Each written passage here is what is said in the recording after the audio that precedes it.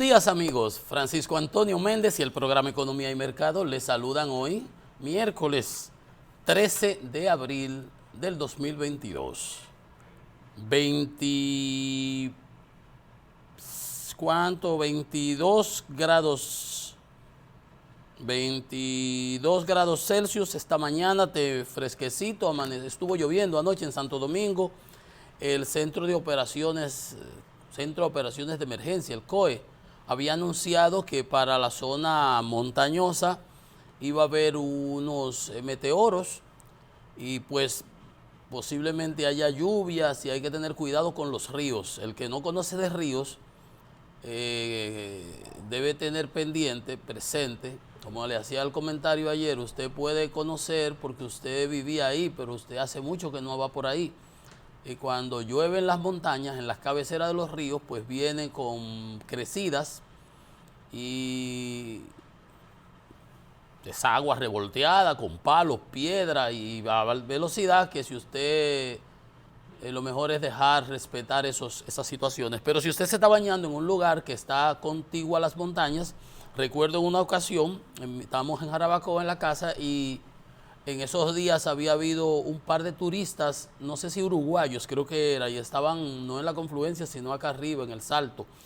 Parece que hubo en un lugar una avenida rápida y los arrastró. Imagínense, son unas piedras gigantescas del tamaño de la mesa, que tú chocas ahí, no tienes ya.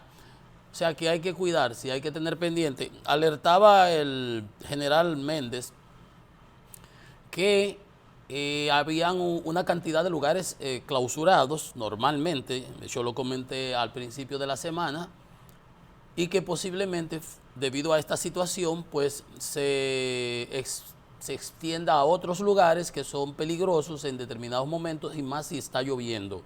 Porque usted aquí, y es por eso bueno estar informado, oír las noticias, señores, es muy importante. Usted está acá y no está lloviendo, pero usted no se dio cuenta que allá arriba en la montaña sí empezó a llover. Y cuando usted oye esa bulla que viene ahí, es una avenida que viene y obviamente el agua no llega de un tiro. Bueno, eso es importante tenerlo en cuenta. Aquí llovió ayer bastante desde la tarde. No sé cómo esté el día para hoy. Déjeme ver si hay informaciones de... No, precipitaciones no, bueno, sí. A partir del mediodía habla que va a haber algunas precipitaciones. Bueno, pero en todo caso el problema, lo importante no es aquí, sino en las áreas, en el interior, cuando la gente se vaya a movilizar para los lugares de esparcimiento, los balnearios, los ríos, fundamentalmente ríos y balnearios. Tengan cuidado, señores. Fresquecito, ayer hacía brisita aquí porque estuvo lloviendo toda la tarde, escampó para la noche, no sé cómo está para la zona del Cibao. En todo caso, aquí el tránsito está fenomenal, ojalá y fuese así. Yo salgo a la misma hora y llego media hora antes al programa, pero normalmente tengo que salir así porque si no, no estoy aquí a la hora apropiada. Y está muy ligero porque en las escuelas se generan unas complicaciones. Y no sé, bueno, hay gente que ya se ha ido, hay gente que ya alzó vuelo. No sé si eso pudiera ser un buen ejemplo para que las autoridades que diseñan la distribución del tránsito, pues miren a ver, ¿por qué cuando hay escuelas se generan esas complicaciones? Porque usted lo ve para Navidad cuando no están las escuelas. Entonces, no sé si alguien con conocimiento de distribución, ingenieros industriales y de transporte, que revise en los lugares próximos a los colegios cómo se viabiliza la situación, cómo se le busca una vuelta, un bajadero, porque me parece que pudiera aportar. Siempre, miren señores, aunque sea un chelito colorado, un poquitito así, si las cosas se hacen y se mejora un poquito, aplaudámosla. Lo malo es que se compliquen y se hagan peor. Esas son las que no tenemos que permitir de ningún modo. Pero siempre que sea poquito a poquito, aun sea de manera sistemática o paulatina, es lo que se viera tratar de hacer. Porque no se logran así, solamente en magia, que las cosas se cambian de un día para otro, pero se van mejorando. como por ejemplo el sistema carcelario. Tenemos un sistema carcelario antiguo que es un desastre. Hoy hay un informe del Departamento de Estado sobre los derechos humanos y las cosas que suceden aquí, y a raíz justamente de este salvajismo que ocurrió en la DGC allá en el Canódromo, hablaban de las cárceles, de los problemas de las cárceles, de los hacinamientos, de la cantidad de personas que son asesinadas extrajudicialmente. Los norteamericanos se meten en todo, ellos también tienen sus problemas, pero porque ellos tengan su problema no significa que lo que se nos está diciendo no sea así, igual que cuando hacen sus clasificaciones de la droga. O sea que también nosotros podemos ponernos así o tomarlo como una crítica constructiva para mejorar. Roberto Santana, el amigo Roberto, que ha dirigido y hasta asesorado internacionalmente con las Naciones Unidas para la remodelación de las cárceles, advirtió a Jan Alain, el señor ese que está preso, sobre lo inapropiado que era en estos nuevos tiempos y enfoques, donde se ha aprendido de las experiencias pasadas y previas, hacer esas monumentales centros reclutorios, como el de La Victoria, el de Pedro Corto en San Juan, el de aquí de San Cristóbal, que ninguno está operando, un lío, un desastre, aparte de lo que se dice, ¿no?, de sobrevaluación y todas esas cosas. Pero le advirtió que eso era así, no era que se resolvían las cosas. Pues hay una gran diferencia entre ese sistema reclusorio, carcelario, y el anterior. Obviamente, ustedes saben lo que pasa en la Victoria y todo eso, y realmente la diferencia es del cielo a la tierra. Se critica todo lo que nosotros sabemos, porque no es que nosotros no sabemos nada de eso que pasa ahí, pero recuérdense que yo relajo con el caso de la Victoria. ¿Se acuerdan? La Victoria 5G, Claro Altiz. Hoy no tenían un sistema de comunicaciones ahí con fibra óptica. No nos olvidemos. Y cámaras. Ellos, peor que el Grupo Falcón, los narcos del Grupo Falcón, que tenían todo cableado y controlado Miches, el puerto de Miches. El puerto para Miches Mayagüez. Nada más podían salir los cargamentos de ellos por ahí, porque ellos tenían eso controlado. Si le donaron las cámaras al ayuntamiento con esos fines y lo tenían ahí una gente de ellos, entonces ustedes ven cómo son las cosas. Entonces no nos asombremos de que el Departamento de Estado, de que esas qué sé yo qué de los Estados Unidos digan esas cosas, porque eso que ellos están diciendo, nosotros que vemos la prensa diario, lo vemos todos los días. Doña Miriam tuvo que cancelar el de la... Pusieron una militar, una señora, no sé si coronel o qué, pero lo han tenido que cambiar a cada rato, aún en el sistema reformado. Entonces, lo que decía, no nos pongamos así, sino veamos esto como una contribución para que mejoremos esas cosas.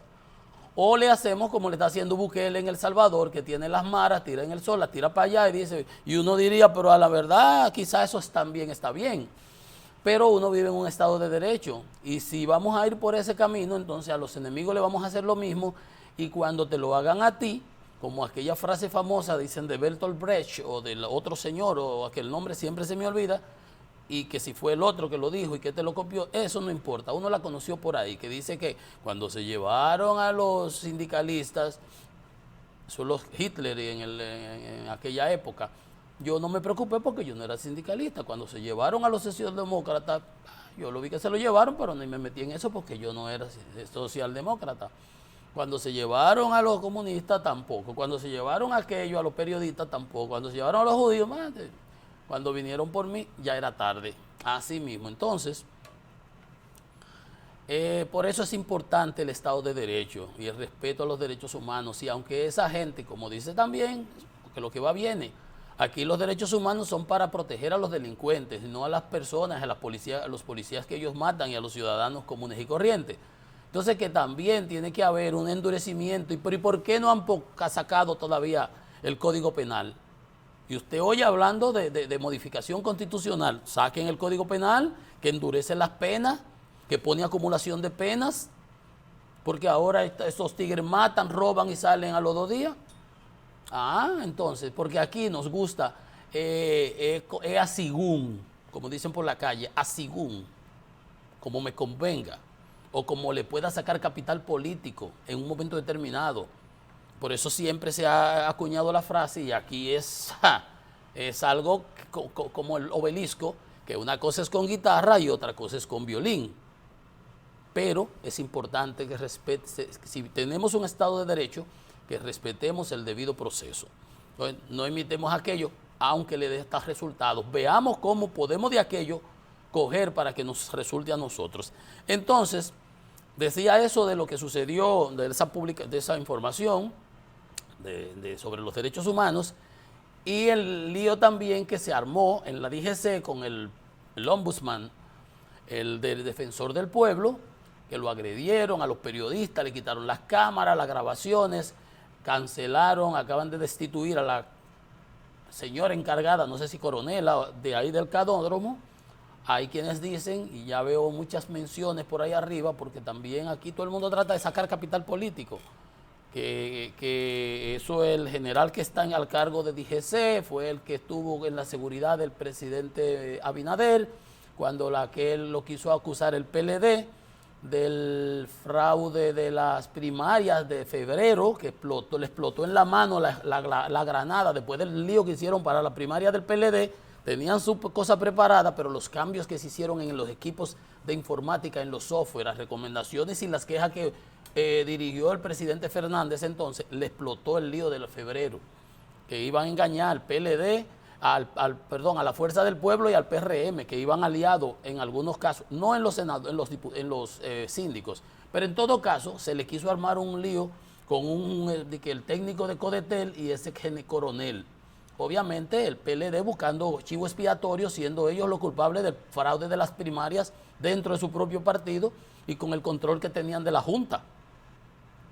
Que el representante del PLD en la Junta era el subdirector del DNI, mi amigo Robert de la Cruz, subdirector del DNI, asistente del presidente Medina, y era el representante en la Junta. Claro, por eso ese sinvergüenza de Castaños salió diciendo, cuando le dijeron lo de la primaria, el presidente Fernández hace una rueda de prensa y habla del algoritmo y los datos, y presenta la data, las horas y todo lo que sucedió, y él sale al otro día siendo presidente, un juez de un tribunal que debió haber sido comedido y decir, bueno, vamos a revisar, vamos a investigar, si le hemos permitido votar hasta las 3 de la mañana. No, sale al otro día, qué algoritmo ni qué logaritmo, mofándose y riéndose.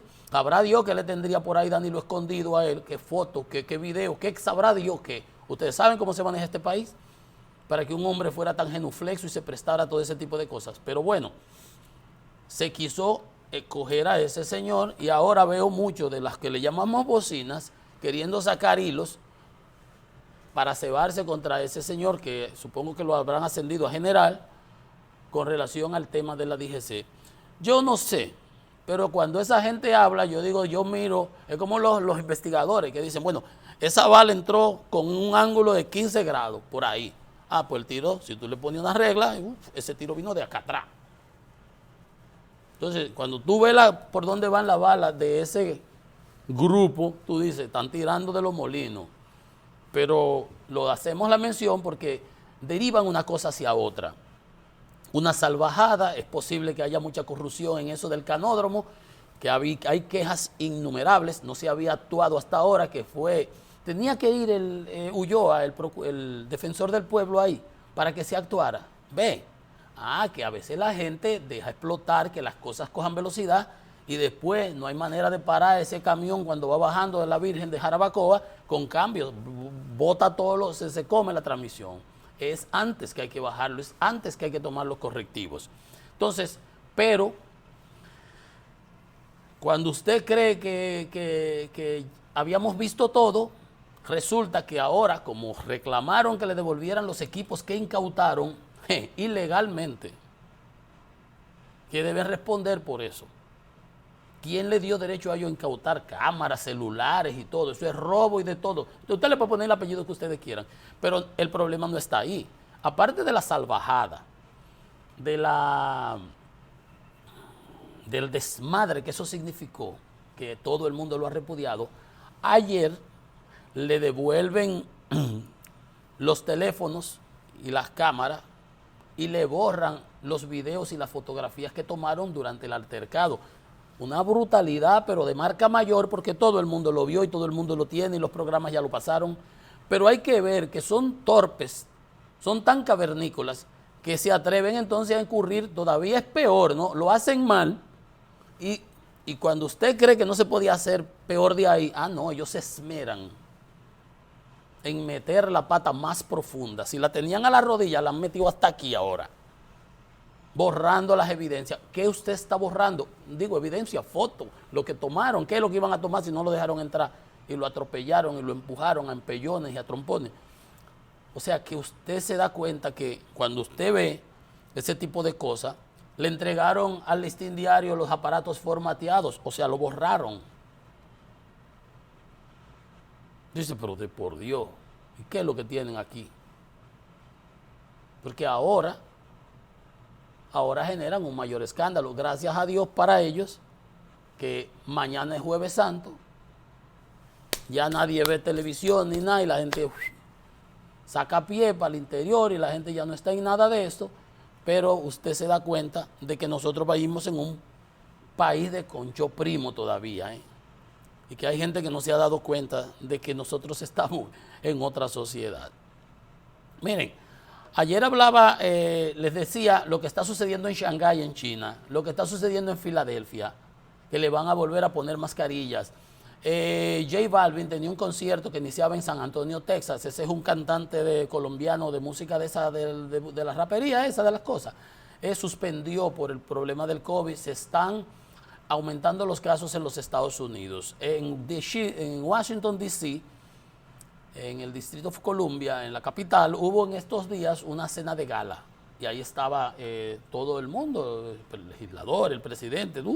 Ahí salió el viaje de gente contagiada. Por suerte, le decía que aquí tenemos que estar pendientes por lo que pase, ¿no? Por lo que pueda pasar. Hay preocupación. Importante que decía el director del Servicio Nacional de Salud, Mario Lama, el doctor Mario Lama, que la red hospitalaria no se ha desarticulado, que sigue preparada para activarse en caso de un repunte del virus. Porque la OMS, la Organización Mundial de la Salud, ha anunciado que hay una nueva variante, la denominada XE, que podría situarse como la más contagiosa. Es una mezcla de la Omicron, que tuvimos, la que se ha impuesto, que nos ha ido bastante bien con ella porque es más ligera, más leve, aunque es súper contagiosa, es más ligera. Pero decían la directora del equipo en China, que no se debe confundir con una gripe mala, como decimos nosotros aquí, porque posiblemente para mí, para ti, para usted sea gripe mala y la llevemos a la casa y el abuelo se contagia y para él es, vamos a ponerlo, es catastrófica. ¿Se da cuenta? O sea que hay que tener sus previsiones, quizás no ni siquiera por uno, sino por los otros, por los más vulnerables, y ponerse la vacuna. Ya el doctor Fauci hablaba de quizás la cuarta dosis.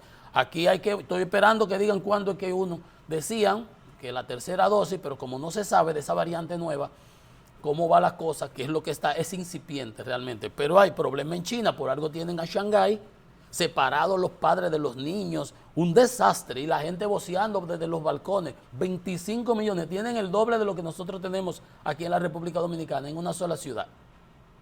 Y el grito, no pueden ir a comprar alimentos, no hay desabastecimiento, ya habíamos hablado de eso.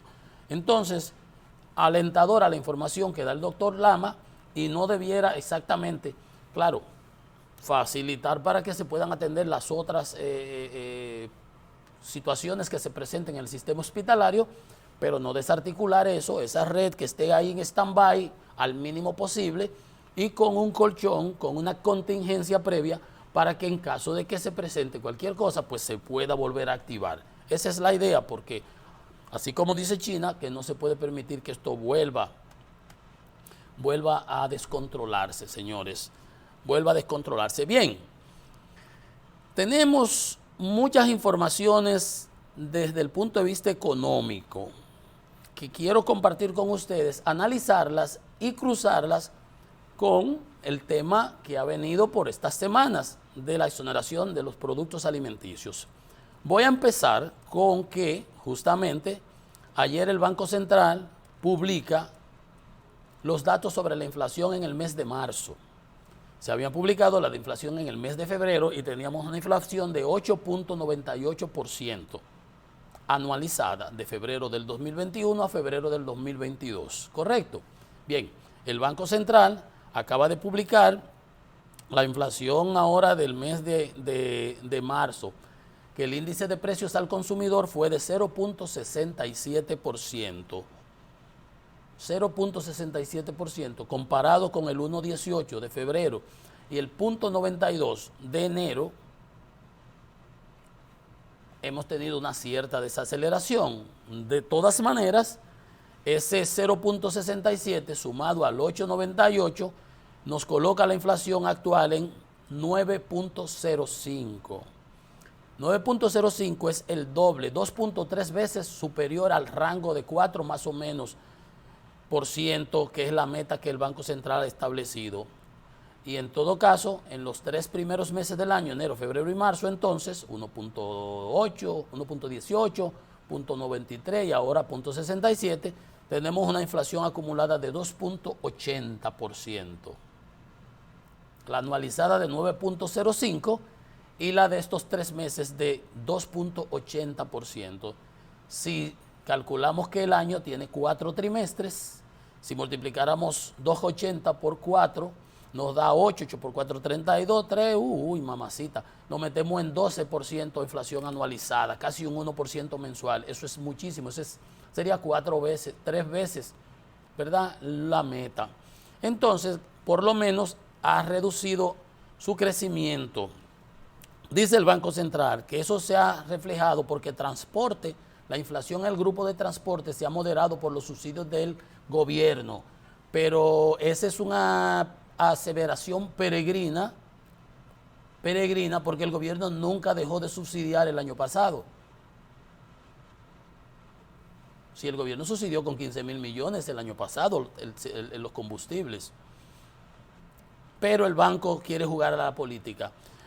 Entonces, la inflación de marzo, ese 0.67, se reflejó en alimentos y bebidas 1.18, transporte 0.67, B, servicios diversos 0.84, hoteles y restaurantes 0.96. En total, esos 4 o 5 grupos que mencioné, alimentos y bebidas, transporte, bienes y servicios y restaurantes, 4 grupos han representado el 86% de ese 0.67.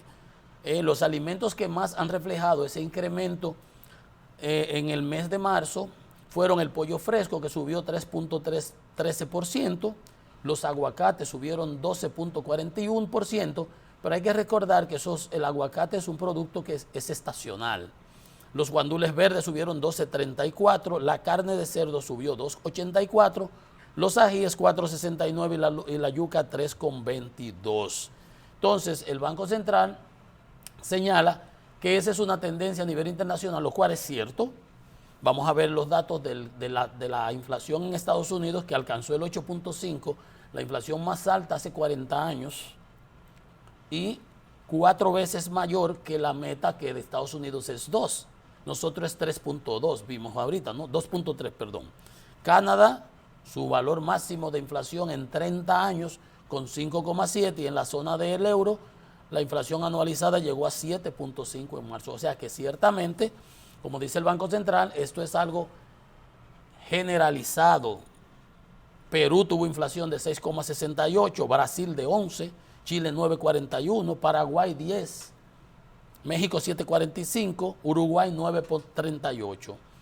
Entonces, ve usted, mientras tanto, vemos cómo el banco dice que transporte, los subsidios al transporte permitieron que esa inflación comparada con enero y marzo fuera 0.67, o sea, menor un poco que en esos dos casos. Bueno, el doble de la de enero, por ejemplo. Pero fíjese que estoy mencionando el crecimiento de algunos productos agrícolas, 3.3% y así sucesivamente. Pero dicen los comerciantes que los precios de los productos agrícolas están estables y muestran tendencia a la baja. Dice Miguel Minaya de la Federación de Comerciantes del Mercado Nuevo. Citó que están bajando la zanahoria, las habichuelas, los tomates y los vegetales. Dice que la unidad de plátano se consigue entre 1.50 y 12 pesos, dependiendo el tamaño. La libra de habichuela, la roja 62 pesos y la blanca 38. ¿Ve usted? Y el ajo a 95 pesos, cuando en la época de Danilo lo llegamos a comprar a 270. Ustedes saben por qué. Que la cebolla criollo roja está en 26 pesos y decían los cebolleros en estos días de Asua que si le permiten importar cebolla van a quebrar. La cebolla está a 26 pesos. ¿Ve usted? La libra de pollo fresco está a 60 pesos. Entonces, dicen ellos, los comerciantes, que si esos productos se compran directamente a esos precios en el mercado, pero llegan a los consumidores más caros por la cadena de comercialización. Ese es un buen punto, señores. Entonces, cuando les digo una cosa, les digo la otra. Eso es lo que se le ha venido diciendo al gobierno, que yo le he dicho, no puede tenerle miedo a los molinos de viento, ni a la sombra. Vamos a tomar me decía hoy un comerciante, Iván de García, trastabillando ahí, que le preguntaba, y dice, no, los productos agrícolas no son lo que han sido, son los agroindustriales, lo producido en las industrias. Digo, pero lo que vamos a quebrar entonces son los agrícolas. Y le preguntaban, no, que el pollo de Brasil llega al mismo precio que aquí en Buste. Mentira, no puede. Hay economía de escala, señor, ¿cómo va a ser? Por Dios. Pero bien, esas son las cosas que uno tiene que tomar en cuenta. Por ejemplo, la inflación de los Estados Unidos, que dice el Banco Central, acaba de ser de 8.5 en este mes, la anualizada, ¿no? Igual que la de marzo a marzo, porque en este mes subió el índice de precios de febrero a marzo, el que aquí fue de 0.67, en Estados Unidos fue de 1.2. Atiéndame.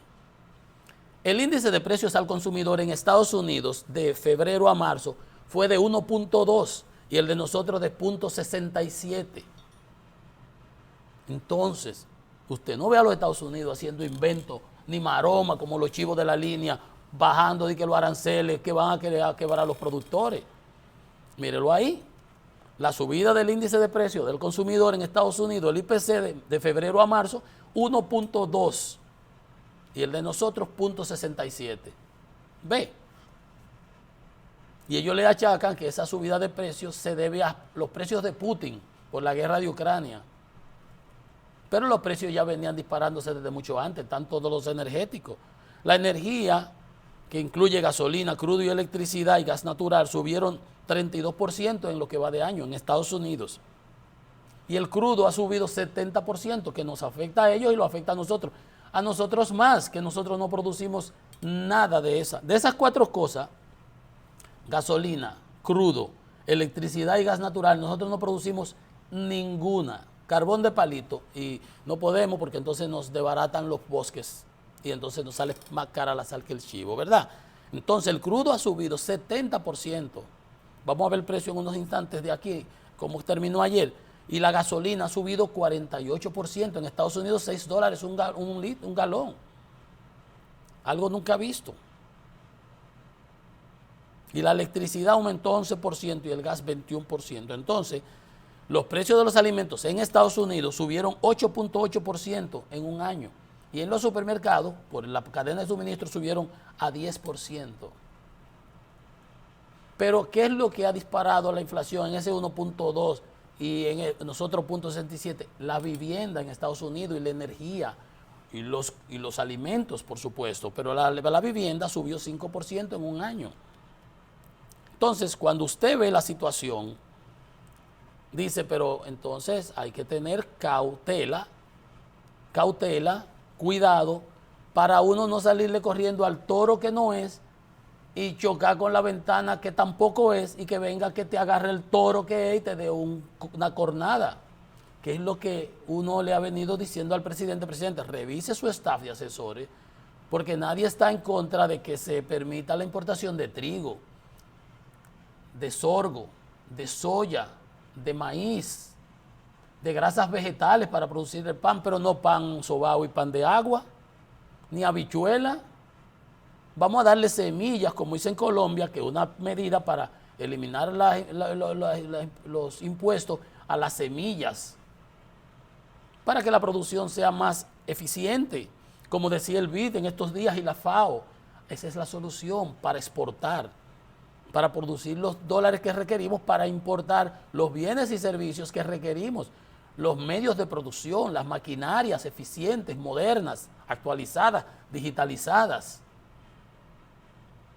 que nos aumenten la productividad, que nos bajen la intensidad energética, que seamos más eficientes, que apliquemos por medidas de ahorro y conservación de energía para que produzcamos el mismo producto con mayor calidad, con una mejor, con un menor uso de energéticos y hasta de materiales.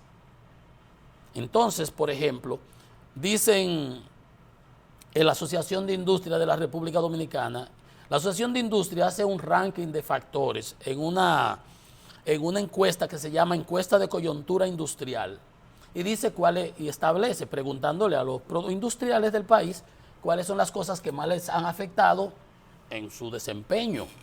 Y vean ustedes, la materia prima es el que ocupa el primer lugar. El costo de las materias primas se mantuvo en el primer lugar por quinto trimestre, un año y 3 meses. Ve, ocupando con una incidencia de un 35% las materias primas.